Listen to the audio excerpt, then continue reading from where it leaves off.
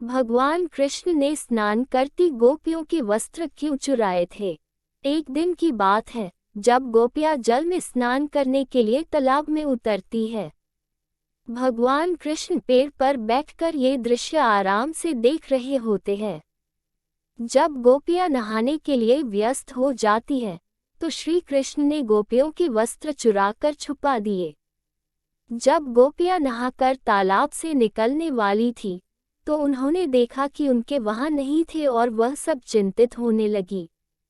उसी समय गोपियों की नजर छुपकर पेड़ पर बैठे श्री कृष्ण पर पड़ी। गोपियों ने कहा कि गोपियों को नहाते हुए देखने में जरा भी लज्जा नहीं आती तुम्हें।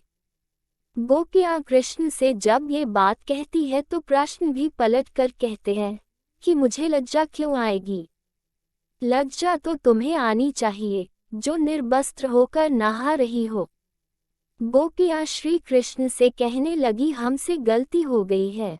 अब ये बताओ तुमने हम सबके वस्त्र कहाँ रखे हैं।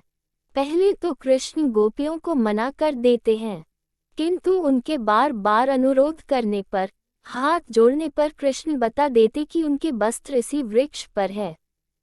पानी से निकल कर आओ और इन्हें ले जाओ। तब गोपियां जल से बाहर नहीं आती और कृष्ण से कहती है कि हम जल से बाहर नहीं आ सकती, हम निर्वस्त्र हैं। हम सभी तो बिना कपड़ों के जल से बाहर क्या जल से ऊपर भी नहीं कर सकती। तब श्री कृष्ण कहते हैं कि जब तुम नदी में स्नान करने गई तभी निर्वस्त्र थी, अभी बाहर आने में शर्म क्यों आ रही है।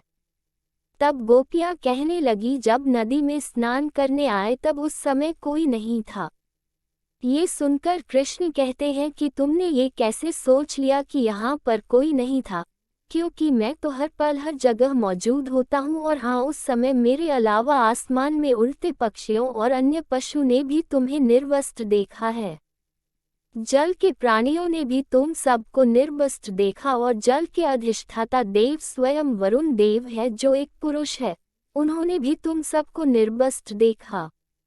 साथ ही तुम्हारे पूर्वजों ने भी तुम्हें इस अवस्था में देखा है, क्योंकि पुराणों के अनुसार नहाते समय हम सभी के पूर्वज हमारे आसपास होते हैं और वस्त्र से गिरने वाले जल को ग्रहण करते हैं, जिनसे उनको तृप्ति मिलती है।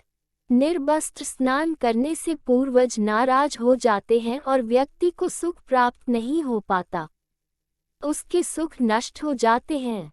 इसलिए कभी भी निर्वस्त्र स्नान नहीं करना चाहिए। कृष्ण गोपियों को यह अद्भुत सीख देने के बाद उनके वस्त्र लौटा देते हैं और कहते हैं कि जब तक मनुष्य शरीर स्वरूप इस माया के बंधन में बना हुआ रहता है, तब तक वह मोक्ष को प्राप्त नहीं हो सकता।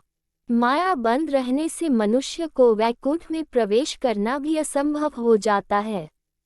यही समझाने के लिए मैंने तुम्हारे वस्त्र चुराए थे।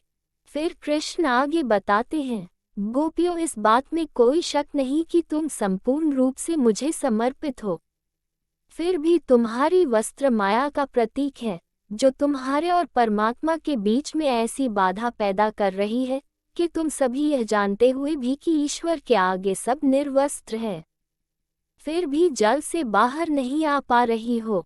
जबकि ईश्वर के करीब जाने के लिए माया तो क्या, श्री पुरुष होने के बंधनों से मुक्त होना पड़ता है। तो दोस्तों, आपको ये कहानी कैसी लगी? यदि आपको कहानी पसंद आई हो तो लाइक, शेयर, कमेंट करें और चैनल पर पहली बार आए हो तो सब्सक्राइब करना मत भूलना। धन्यवाद।